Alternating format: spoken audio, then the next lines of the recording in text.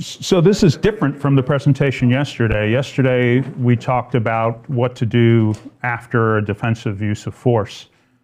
And I used 3 examples from 3 cases. 3 cases I've had of CCWs that have been arrested for felonies, assault with a deadly weapon, within the last 2 years in San Diego. So we talked about those cases.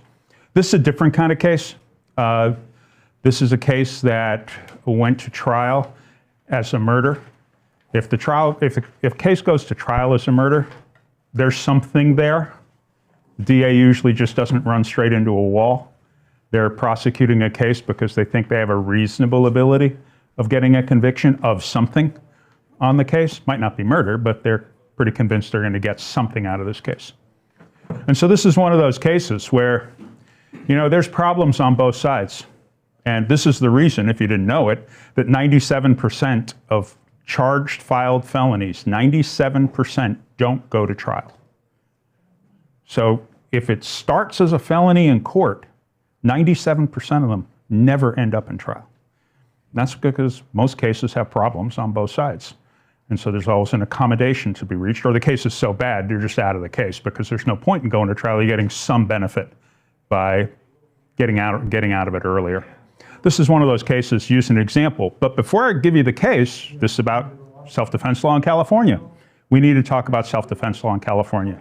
When you leave here, you will all be internet qualified as legal experts on self-defense in California. So I look forward to seeing your posts on what's going on.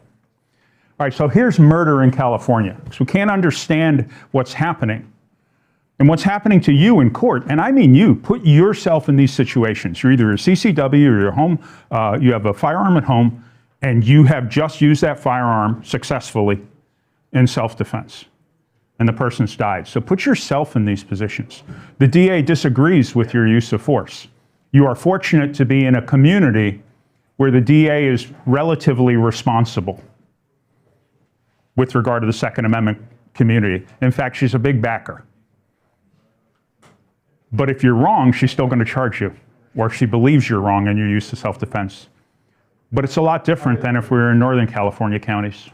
Northern California counties, your use of force is looked on disfavorably from the beginning. That is not true in this county, not true for most of the counties in Southern California. So you're fortunate to live here. An example of being fortunate to live here is 4 years ago, there were 1,550 CCWs in San Diego County, 4 years ago. Bruin came along. The old sheriff and Sheriff Martinez, firm believers in the Second Amendment and CCW. You know how many there are today, 4 years later? 20,000. 20,000 CCWs from 1,500 in San Diego County. You know how many more a month they're processing? Between 600 and 700. That means an extra 7,000 to 8,000 a year are coming online. And the sheriff has funded it, and they have processed it. Here's the biggest problem, though. She's still running behind on interviews. It's taken almost a year to get an interview. And if you do that, you're online on Permitium, and their system's called Permitium. It's really good, easy to do. But if you're online and you get a delayed date, keep checking every day. Sometimes dates came up. You have to be flexible. They're not going to be flexible. You might get it shorter. You did that? I saved 1 year on my waiting. So I got my appointment this past March. I would have had to wait until next March to get it. And I put in for it December 31st of last year. That comment was that somebody did that, kept checking the Permitium site after getting a year delay for an interview and managed to save a year on getting the interview. But I bring that up for a separate reason. And the reason is 1,500 4 years ago, 20,000 now. 5 years from now, 60 to 70,000 CCWs in San Diego County. You know what I call that, right? The full employment law for lawyers. Because it's impossible statistically that someone isn't going to fuck something up.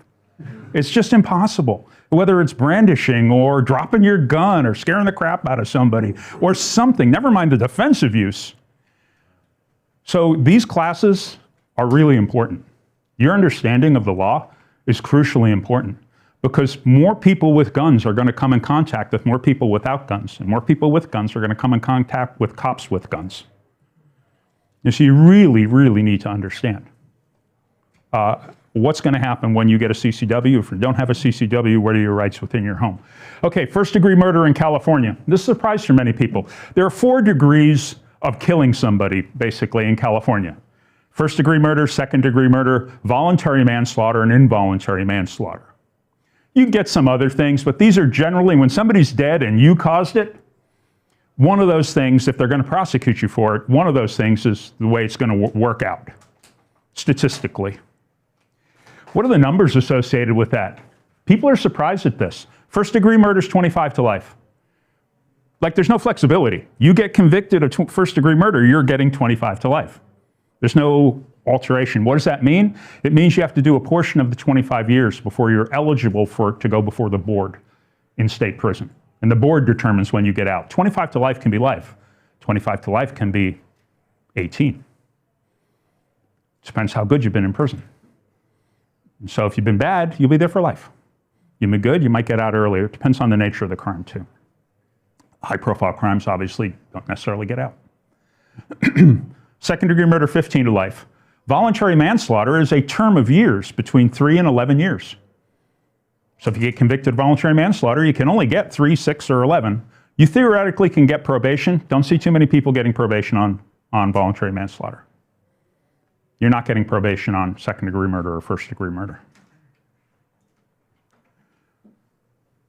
And involuntary manslaughter is 2, 3, or 4, 2 to 4. So the numbers are significantly different. But if you use a gun, that 25 to life is 50 to life. If you use a gun, that 40 to life is that 15 to life is 40 to life. The gun adds 25 to life, and you don't even need to kill somebody with it. You could be convicted of assault with a deadly weapon with this gun allegation, and because somebody got shot but they didn't charge you with murder, you're looking at 25 to life for the gun, because the gun was involved in a great bodily injury or death. The point of this slide is that punishments are catastrophic. Criminal punishments for use of a firearm in California are catastrophic. Gun laws in California, as you know, are horrible. The thing that's great in California, believe it or not, is self-defense law. Self-defense law is favorable for the person that's been charged with a crime. It's one of the most favorable defense laws in the country. And I'll show you what I mean, because this isn't anarchy. You're not going to trial and a jury says, yeah, we think that's self-defense. No, we don't think that's self-defense. There are rules, and the rules control everything. One thing I left off on here, there's a concept called imperfect self-defense. You think self-defense, you're not guilty. Well, there's a concept called imperfect self-defense. Imperfect self-defense means guilty, just not of murder. So you could be tried on murder, and the jury doesn't buy your self-defense. They only buy part of it. Yeah, you really thought you needed to do that, but boy, you didn't need to do that. Okay, we'll cut your break. Your murder becomes manslaughter. That's what imperfect self-defense gets you. But that may be the defense at trial. Hey, I don't want to get you 50 to life. I want to get you a term of years. I want to get you that 11 years for the manslaughter, and that 25 to life gun doesn't attach to the manslaughter. Only a 10 gun attaches to it. So the most you're ever getting on a voluntary manslaughter is 21 years. That may be the defense at trial. This is imperfect self-defense, not full self-defense. All those things go into a calculation. Now you understand why only 3% of the felonies go to trial. Because everybody's doing the same calculations. Where does this fit? What does this fit? What does the law say? How do the facts fit? Okay, we got too much risk. Let's settle the case. From both sides. All right, when you leave here, you do qualify. This is a DMV testing site, so you're qualified for your next DMV eye exam because of the font. I didn't realize it would come out that low. This is the actual instruction that your jurors are given. If you are charged with a crime and your defense is self-defense, and that's called an affirmative defense. Basically, you're putting forward a self-defense. And here, great thing about California, as soon as you put forward self-defense, and there's sufficiency of the evidence to give the instruction, which is a really low standard, then it becomes the district attorney's burden to prove you didn't act in self-defense beyond a reasonable doubt. You don't have to prove you acted in self-defense. They have to disprove you acted in self-defense. And that's on the bottom of every one of these instructions, that it's their job. That's a great fact in California law. All right, so what does self-defense say? Self-defense is a defense to all of the charged crimes. This jury instruction, this one exactly, was read to a jury in a murder case that you're going to see an animation about. 7 years ago, this was a murder case of mine where this was read to a jury. That's where I got it. The defendant is not guilty of those crimes if he used force against the other person in lawful self-defense if, first thing that the DA has to disprove, remember, not you have to prove, they have to disprove. The defendant would reasonably believe that he or someone else was in imminent danger of suffering bodily injury or imminent danger of being touched unlawfully. This is the non-death CalCrim. CalCrim stands for California Criminal Jury Instruction. Every instruction given to a jury has a number attached to it, even things like reasonable doubt, like what you should believe in witnesses. How many of you have been on juries? Okay, so this is semi-familiar to you, but these are the rules. You're given the facts, you listen to the witnesses, you see the evidence, but at the end, the judge reads you the rules. It's not anarchy in the jury room. This is how you decide. All 12 of you have to decide this beyond a reasonable doubt, or this needs to be disproved. Look at the two things in there. It's not just death, it's bodily injury. You don't have to fear just being killed. You can fear great bodily injury. That opens up a wide variety of defenses, depending upon the injury that you fear, particular to your circumstances. One of my last clients was a disabled veteran that had an injured knee and an injured shoulder. He was 75% VA because he fell off a fast rope from a helicopter in Fort Campbell, Kentucky, 2 stories to a roof, and then rolled off the roof in the middle of the night, fully loaded. So he was injured, and he got into a beef with someone and brandished on him. Well, we had to explain that he couldn't engage in a fist fight. He was going to lose. He was damaged. His left side, it was almost like a stroke. He wasn't going to survive that. And so he had to brandish in order to do that. So your particular circumstances and fit in not just death, but GBI. Remember, there are 2 instructions for self-defense in California. This is the non-death instruction. If you would have killed somebody, you'd be getting the next instruction, which is 505. This is the non-death instruction. That's why it says being touched unlawfully. You can't kill somebody for them touching you unlawfully. You can defend yourself for somebody touching you unlawfully. And I'm sure that there's some unlawful touching. Well, I guess theoretically, if somebody's shooting you, they're touching you unlawfully. I'm talking more about hands-on, unarmed kind of touching. And that's another issue. In California, if you use lawful, lethal self-defense, you better be sure that the person you killed was armed. The only people that really get to kill in front of a jury, unarmed people, in California are cops. That's it. Because they have different rules with regard to what they're thinking, what they're seeing. If you kill an unarmed person, there better be a huge disparity between you. A 110-pound woman and a 280-pound man. That man says he intends to do you harm, you get to shoot him because you're not overpowering him. You don't have to wait. You don't have to take the hit. But you have to articulate why death could have been inflicted instantaneously or great bodily injury instantaneously. If you can't cross that threshold, then you're violating the law. What about the defense of another, say like yeah, that's in here too. But say like that unarmed person is choking this guy over Yes. here and I see him and he's actually trying to break his neck. Can I shoot him then? Even though he's unarmed? Intervening in third parties is always treacherous. And one of the reasons is you lack context. And the reason that guy's strangling that guy is behind the car is the murdered body of that guy who's on top. Right, the guy you just shot in the head because he was strangling the other guy. I don't know how that would go. You might, yeah, you are where you are. I'm hesitant to tell you to intervene in third-party events absent context. Save the life of another. Context is everything. Well, you could still intervene. You don't have to kill him. Get off. Get off or I'll kill you. Pistol whip them. Do something. You just don't have to kill them. You know, it's always be looking for the de-escalation point, because no matter what you do, whether you're right, you're always going to be wrong, at least in somebody's eyes. What do you think, like, people carrying a burner versus a firearm? Because, you know, then you could use it more often. Like, what's your thoughts on Carrying a burner? a burner, like the hard pellet CO2 pressure? Oh, I would say that that's going to work the 95% of the time that the other person isn't actually armed with a gun. Right.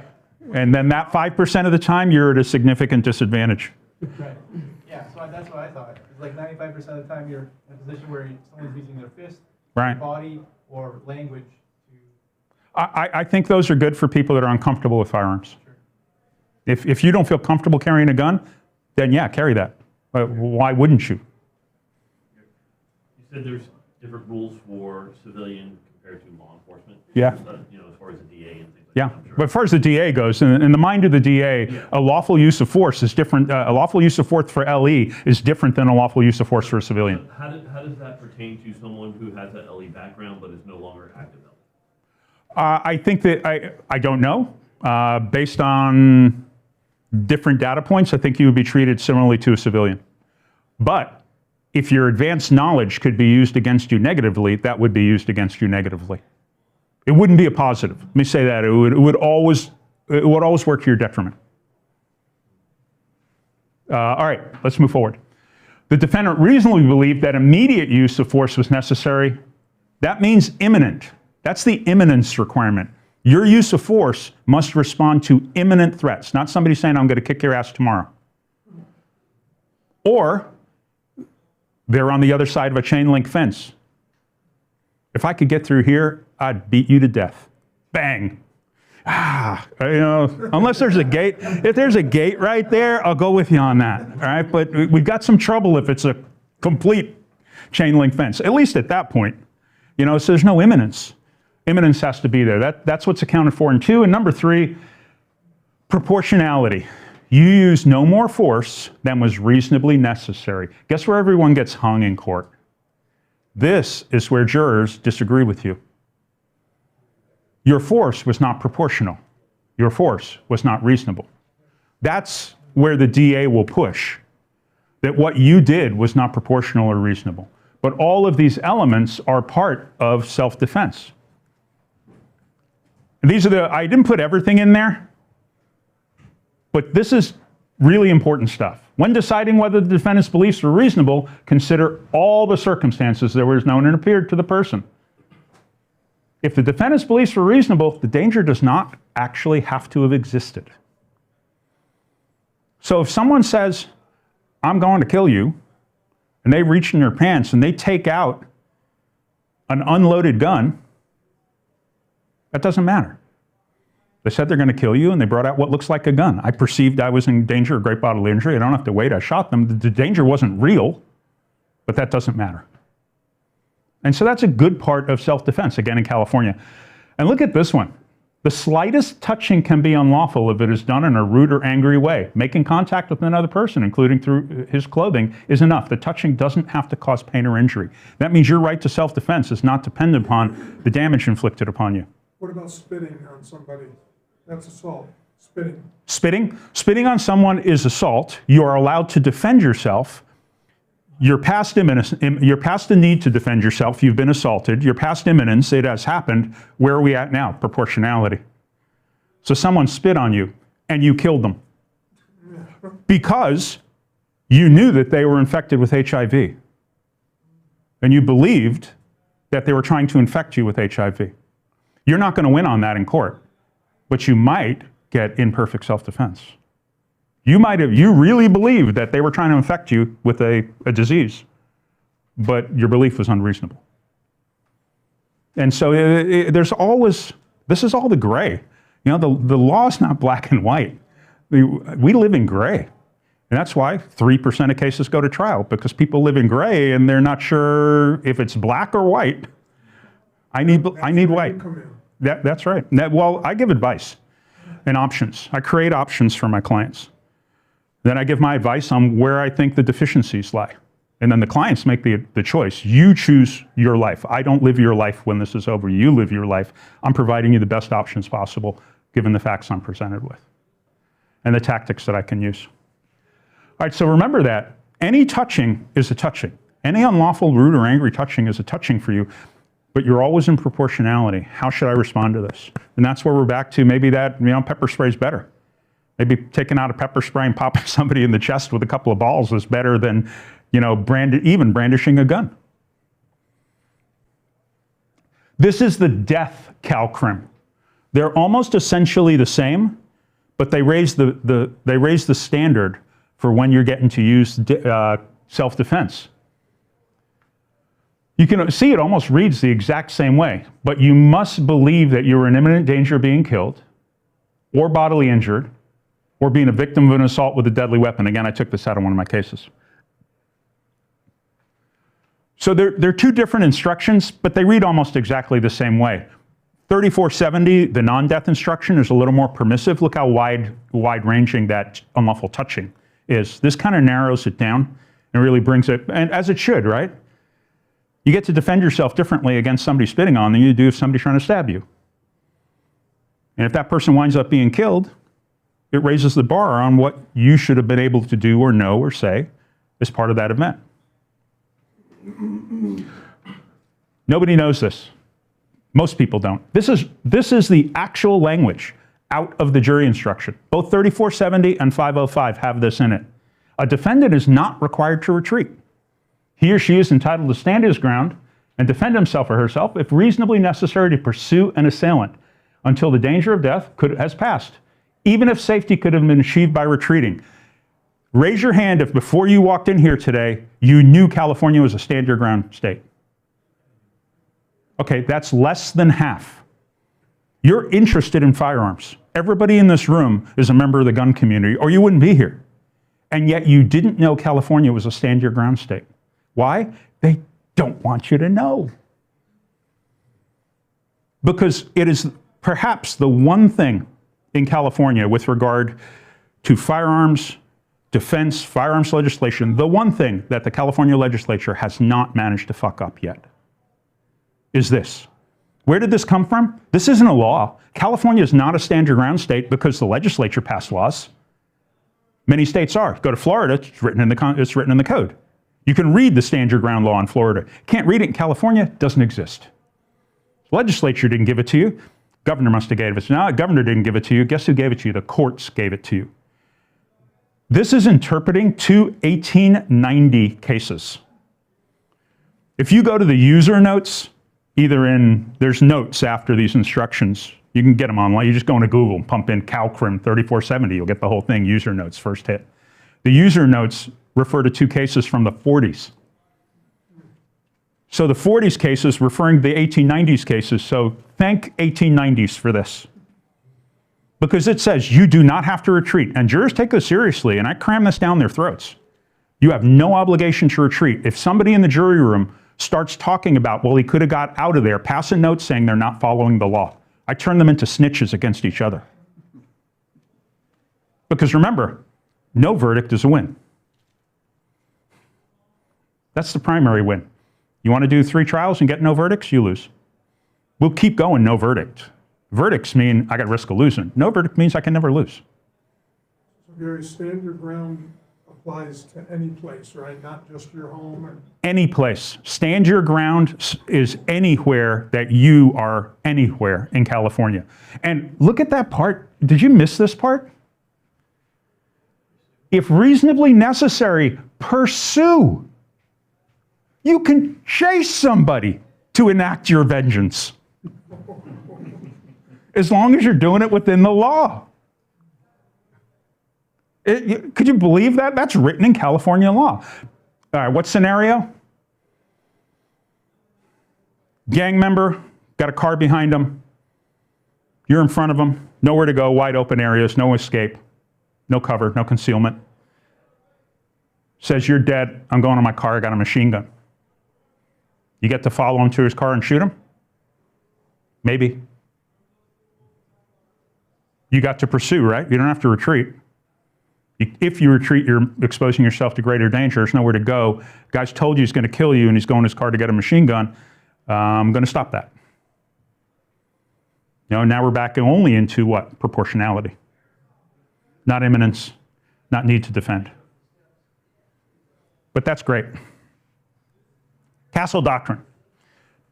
Raise your hand if before you came in here you knew California was a Castle Doctrine state. That's more. More people get that. You know why? You're getting that in CCWs. You should be getting stand your ground in CCWs. That should be a big part of CCWs, but they don't. And I sort of agree with that. The law says you can stand your ground, but de-escalation as a CCW is what everything is about. So if you can get away, get away. If you can distance yourself from whatever's happening, distance yourself. That's the first thing you need to do. You do not want to get involved with me. If you're involved with me, things have not gone well in your life. And prospectively aren't going to go well in the future. So the best way not to get involved is to not to be involved. Don't engage with people. Eat it. Don't verbally attack people. Don't respond. Don't do anything. You're armed. You are essentially a victim up until that moment in time that it takes to defend yourself. You can't absorb this because bad things are going to happen. I've got a couple examples for you. Where does Castle Doctrine come from? This is actually written into the law. You can read this. Penal Code Section 198.5. California's Castle Doctrine is codified in the Penal Code. What does it mean legally? What it says is, remember we're going to jump back to that 505 instruction. What it says is, if somebody enters your house in this way, they forcibly enter your house, it's not your drunk brother-in-law. That's actually in there. Can't be somebody that's related to you. So Castle Doctrine doesn't apply against your drunk brother-in-law trying to get into your house. You are presumed to fear great bodily injury or death. You get a presumption that if this is happening inside your home, you don't have to wait to figure out what's happening. You don't have to stand in the middle of the dark and wait to that stranger that's backlit looking like Michael Myers, only minus the mask, in your house while you're standing there with just your t-shirt on saying, okay, now is he armed? Am I past imminence now? What's proportionality here? No, it's bang, bang. As long as the key is identification. And that's why I encourage everybody that has a firearm at home, if it is your night gun, as I say, you need a light on it. You really need a light on your night gun because you need to make that identification. It can be instantaneous. Different feelings on that you're illuminating yourself. I think it's more important that you know who you're shooting. That's probably the most important thing. And you can make that happen instantaneously. But I would really encourage you to put a light on your gun. All right, so here's the big problem with the Castle Doctrine. I don't think it means anything. Okay, you got a presumption. Well, so what? It's the DA's job to prove I wasn't acted in self-defense anyway. What do I care about a presumption? So it's a toothless tiger. I don't like California's Castle Doctrine. I think Castle Doctrine should say that because the burden's already on the DA beyond a reasonable doubt to negate your self-defense. Isn't that what the presumption is? I don't know. Here's the problem with Castle Doctrine. I'll get you in a minute. Castle Doctrine is only the enclosed areas of your home. That means your front lawn is not covered by the Castle Doctrine. Your exposed front porch is not covered by the Castle Doctrine. Your enclosed front porch is covered by the Castle Doctrine. Your garage is covered by the Castle Doctrine. I haven't seen a case on that. Why do I believe that to be true? I believe that to be true because if you go into somebody's attached garage, you're committing a residential burglary. And I think the same concept will be used in any case that decides Castle Doctrine. You can't call an attached garage a residence for purposes of the burglary statute and then don't call it a residence for purposes of the Castle Doctrine. At least I think that's the way that'll come out. And if that ever happens to you, come to me because I'm really interested in that. I want to see how that works out. And so I've got an entire case from 7 years ago where some of these instructions came from, dependent on the Castle Doctrine. Because remember I said it has to be inside? Not inside, no presumption. I really needed the presumption in this case. This involved a 32-year-old pharmacist with no criminal history who owned his own condominium on Voltaire between Ocean Beach and PB, right on the dividing line. He had a female roommate who had a new boyfriend, and they did not get along. So he was kicking out the female roommate, and the new boyfriend had been texting him saying, I'm going to kick your ass. So he was freaked, and he shut some doors. And so what you're about to see is what happens when the girlfriend comes home to pick up her dog in order to leave. And we start at the front door of the pharmacist's house. 32, no criminal history. Lawful gun was a Glock 17. Let me get rid of this.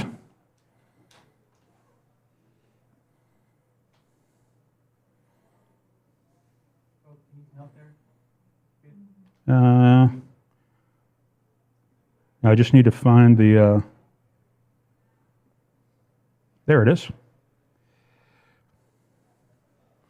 Okay. Push play at the top. Just right in the middle of the screen. Play. All right, there we go. Okay, yellow is about to be dead guy. Blue is guy that's about to dead him. Red is the girlfriend putting on the dog's harness, kneeling on the ground. We got multiple shots of this from multiple angles. What was I trying to show? I was trying to show, because you're going to see this guy's body falls outside the house. There's also 2 9mm casings right outside the door. I got to explain how 2 9mm casings that eject to the right and up from a non-gangsta fired Glock 17 go in that direction. They got to get out of the house, right? Somehow they got out of the house. Either they got kicked, they got ejected there initially, and then they got kicked. They got ejected into the house and then kicked outside. That's a harder sell. Both managed to wind up around the corner of the door. All right, so here's where we are. How the door opened is a subject matter in dispute, but you can see that the person on the ground is blocked by the door. You'll get a better view of that. This all happened in a period of 2 to 3 seconds. So that door came open, and this happened, and there was no discussion. There was no talking. This is the defendant's perspective. The person on the ground's perspective is that the guy in blue ran down the stairs, stuck his gun out the door, and fired 2 rounds into the yellow. The pharmacist's perspective is this, that as soon as he pushed the door open, the guy took a wrestling stance. I knew the guy was aggressive. I knew he was a wrestler. I knew he was going to kick my ass. First round went into the neck. Second round went into the chest. Body falls back. New view.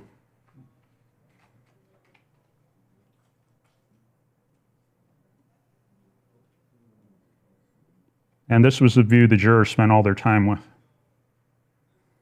Why? Because you don't have to be in the house. A piece of you has to be in the house. I thought I was covered by the hand.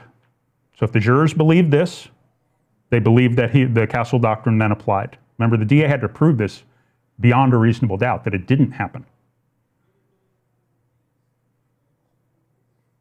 All right, you see where the gun's placed now? I've got a plausible explanation for ejection outside the door, and based on the body-worn cameras, which were horrific, by the way, just sound-wise, emotion-wise, terrible. But the body-worns showed all of people running outside, which made those 2 ejected cartridges susceptible to being moved. You know how light brass is, right? You put brass on concrete, I mean, you tap it with your finger, it's going to go 4 or 5 feet. And so all the body movement could have pushed both brass. Didn't mean that the gun was stuck out the door and ejected, right? It could mean that, but could also mean that it was ejected out and the foot traffic basically manipulated, because the casings were located right here. Both of them within a foot of each other.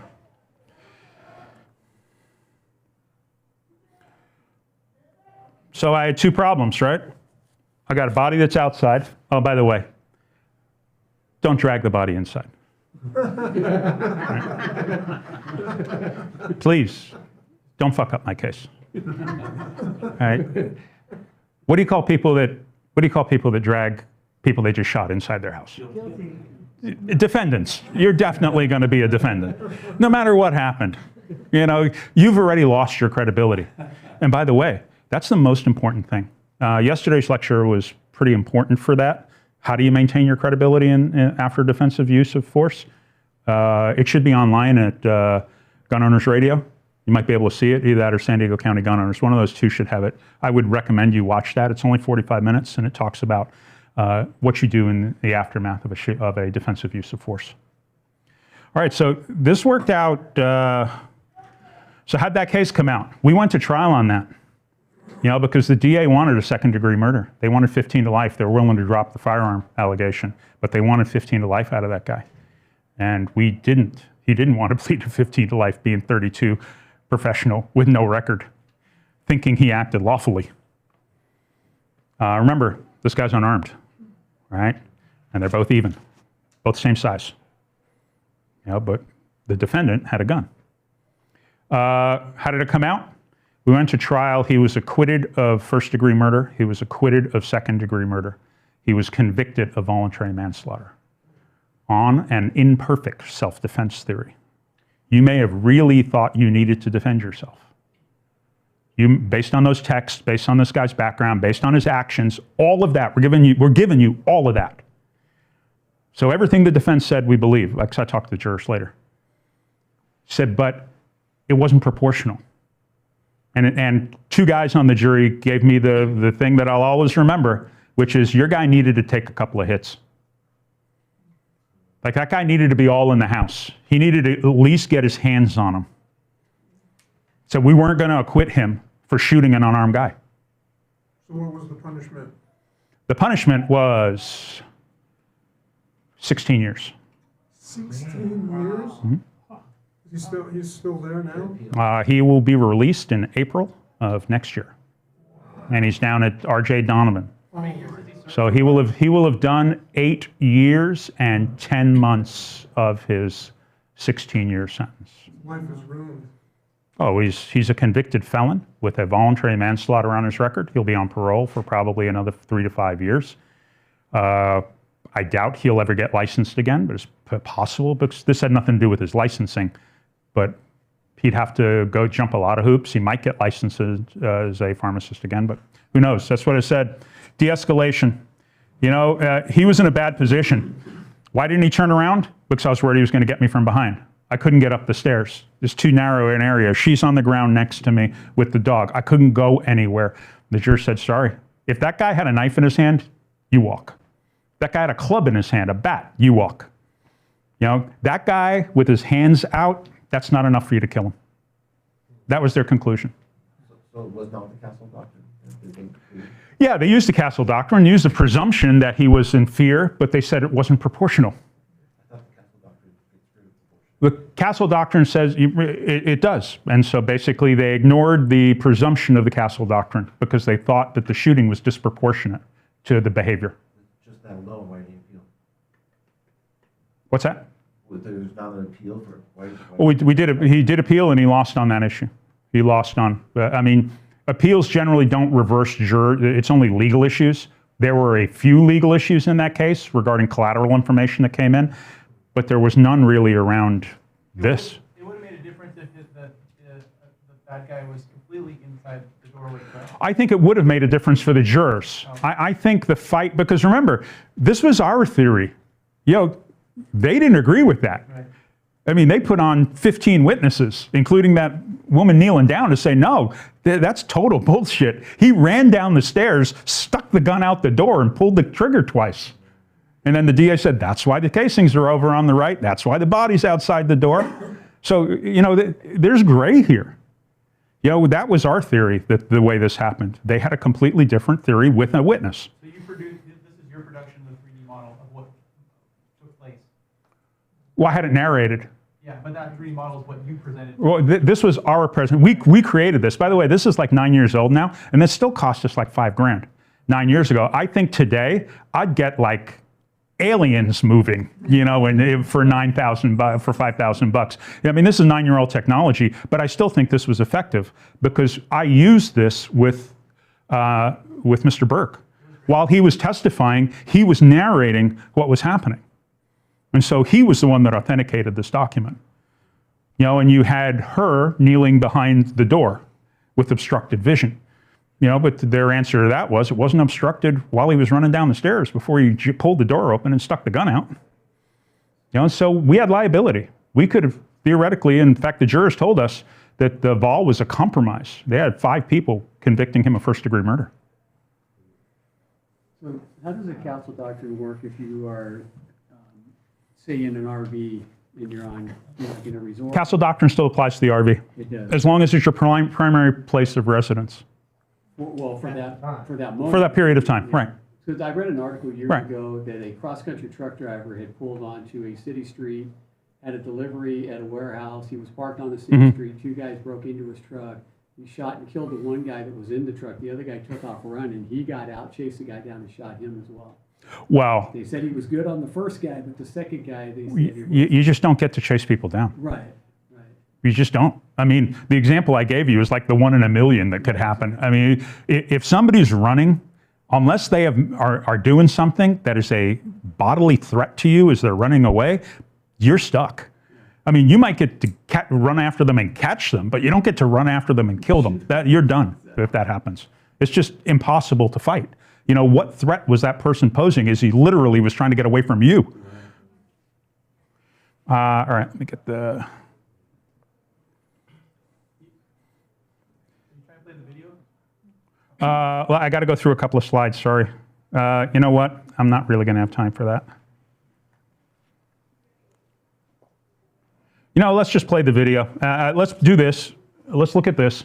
So this is from 2 years ago. This is a case of mine from 2 years ago, about 11:45 on a Sunday night, North County Bar, Senor Taquito. It's a major dive in Escondido, and it is a place where all the bad people congregate, or many bad people congregate. And so you've got a diverse clientele. There are 3 brothers that are there and 1 plumber. My client's the plumber. They never met or heard about each other before. Plumber doesn't have a CCW, but he was applying for one. I've heard that many times. His 9mm semi-automatic was bought off-market, also called illegally. Sometimes operational, true, and only had 4 rounds in the magazine. He had it because he does cash jobs, and he carries a lot of money because he works in the migrant community. Mostly are money jobs, and so even that night he had $900 in cash from working during the day. So he carries a gun to protect his money, but it's illegal. But here's the bad part. You're already starting out with little leverage because you're getting convicted at trial of something. Something. Even though this is only misdemeanor, it might be misdemeanor possession of a firearm. It would depend on his past, maybe felony, but you're still leaving. You know why that matters? Because you're going to jail. You have the ability to go to prison. And so it makes it more difficult to settle the case. This isn't all or nothing. You're leaving trial as a convicted felon no matter what happens. So if you're committing a crime right off the bat, it's generally bad news. We don't know if the brothers had a gun in either of their vehicles. The plumber believes they did, and I'll tell you what he heard and saw. Both sides drank beer, neither was intoxicated. 15 minutes before the shooting, there was an argument inside the restaurant between 2 brothers and a group of people. The plumber broke up the argument, but wasn't involved in it. The 2 brothers in the argument were not happy with how things resolved.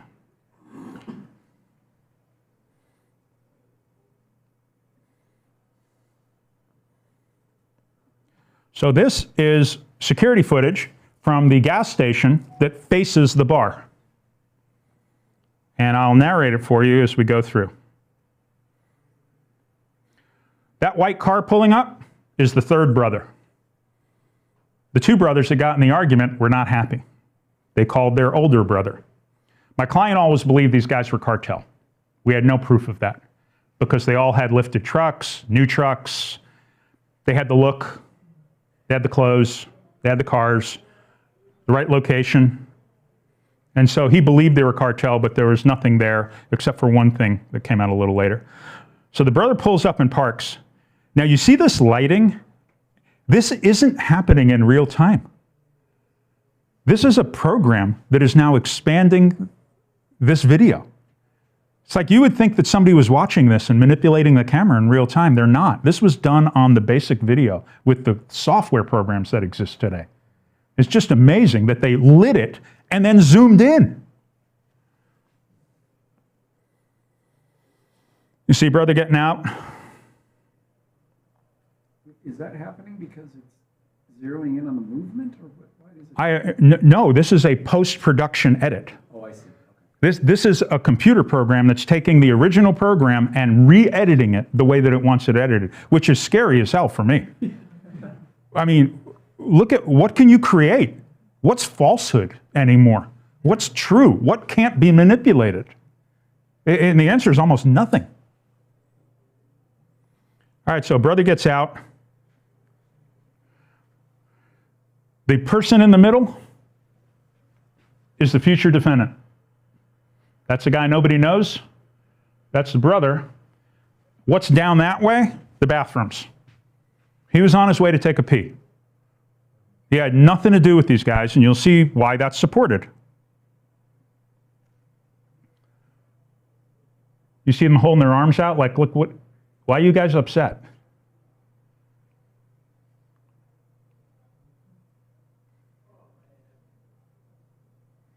And then a friend of the brothers is about to intervene. And he's pushing him away. What are the brothers saying right now? My client is saying, the brothers are saying, you're dead, we're going to kill you. You know, don't get in our business. He said that's what's being said, and he can't figure this out. And he goes, I said, did it scare you? He goes, no, it didn't scare me, it pissed me off. I don't know who these assholes were. You know, I wasn't drunk. I didn't think they were drunk. You know, all I did was break up an argument, you know, without physical force. So I don't know what they want from me. And this was the guy with the gun with the 4 rounds in the Yes, bag? that's the guy. He's armed right now with a gun with 4 rounds on it and $900. The guy that made the best choice this entire night was the guy that went to go pee.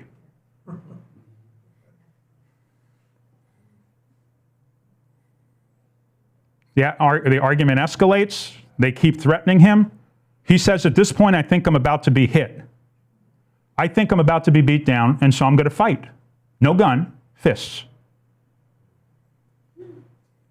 So it pushes back, and you'll see it'll become a little lighter, and it'll clear up, and they'll zoom in right on what's happening.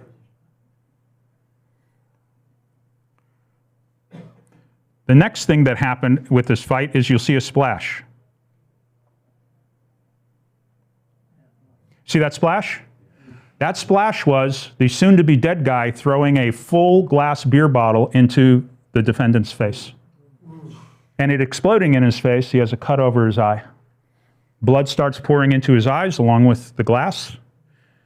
And he thinks at that point, I'm about to be killed. So he takes out his 4-round, intermittently working 9mm gun, and he fires into the ground. The round hits the ground, hits the soon-to-be dead guy in the lower leg, and comes out through his upper thigh. Why? We got the medical examiner showing me exactly, how does he get a bullet wound in his leg that comes out here? It's just not possible, and there's a mark in the ground. It's just, you know, it's just like physics. You know, that's how things happen. So he unluckily hit him. The guy he hit drops to the ground. You'll see him crawling away. My guy is dazed, leaning up against the wall, trying to figure out what's happening. You'll see somebody crawling on the ground around the car any second now.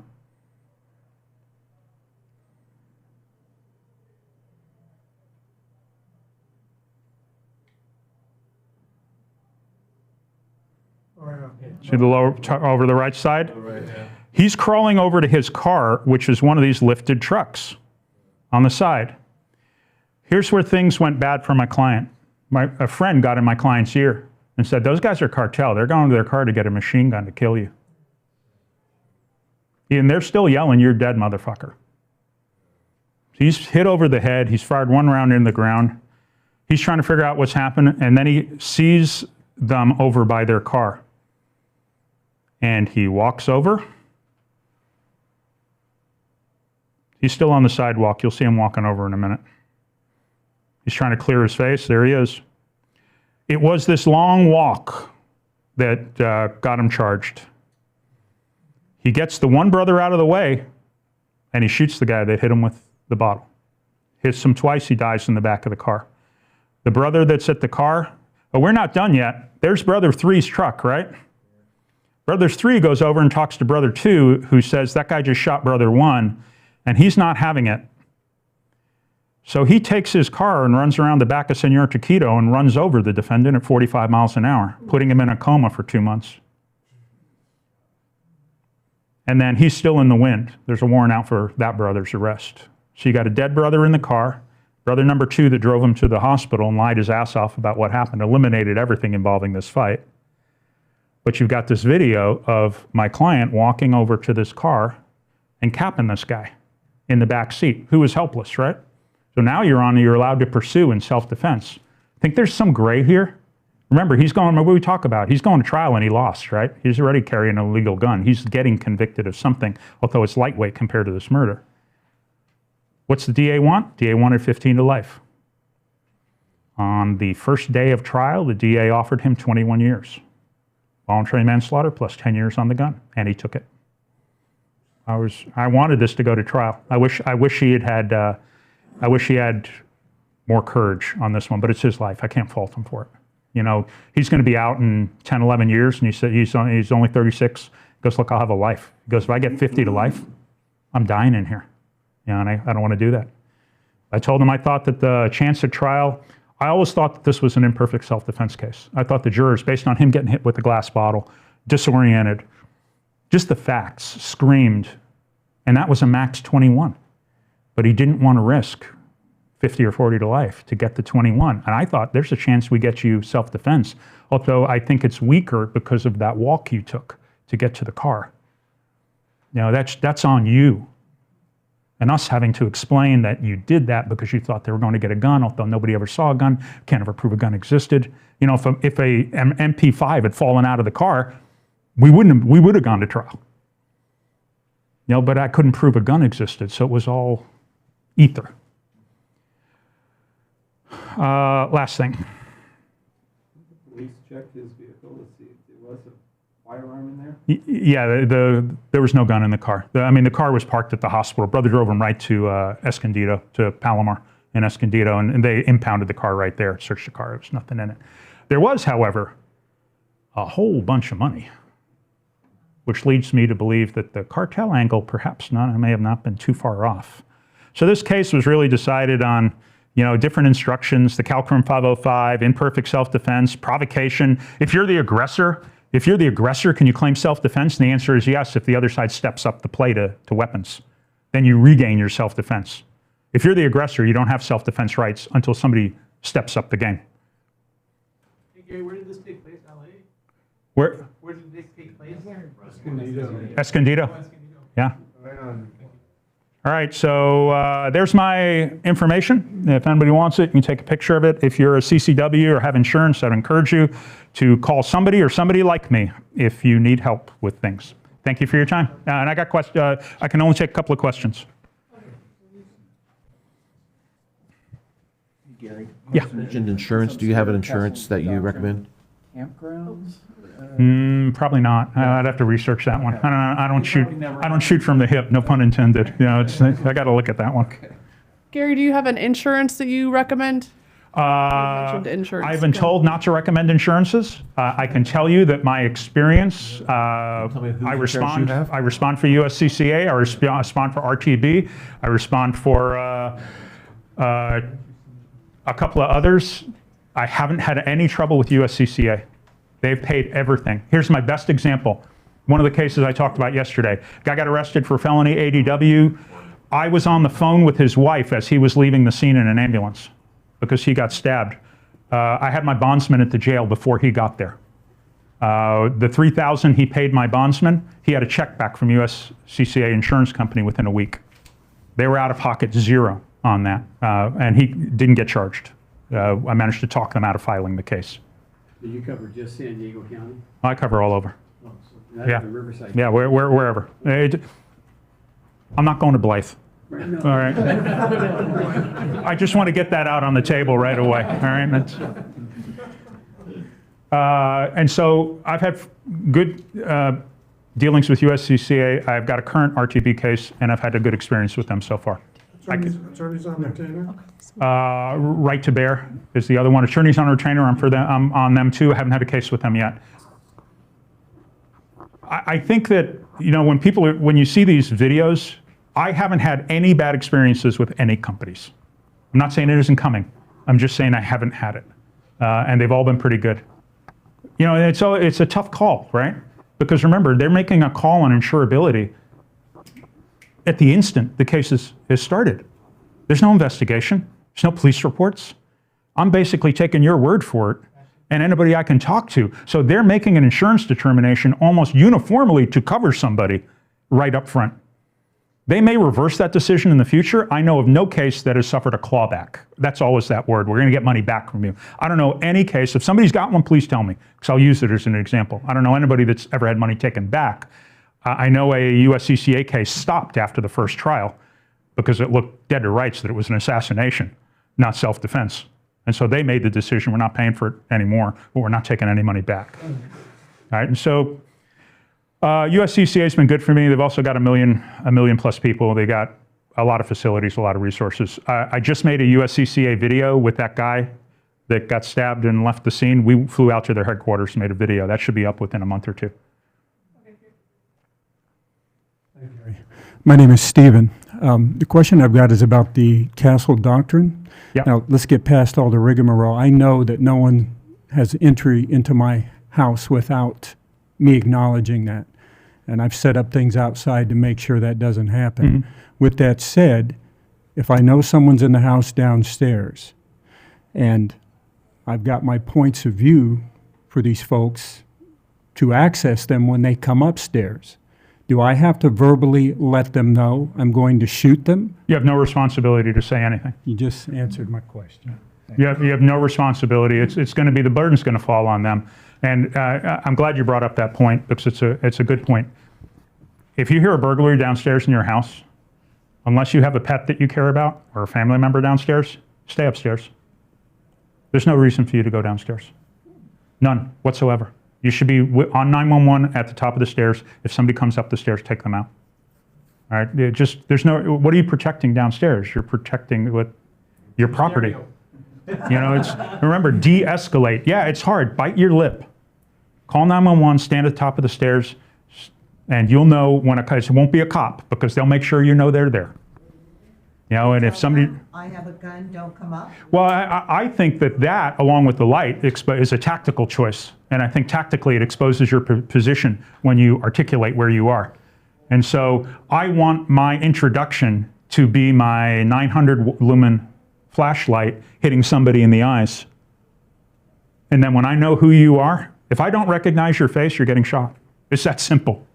If I recognize your face, depending upon who you are, there's a good chance I won't shoot you.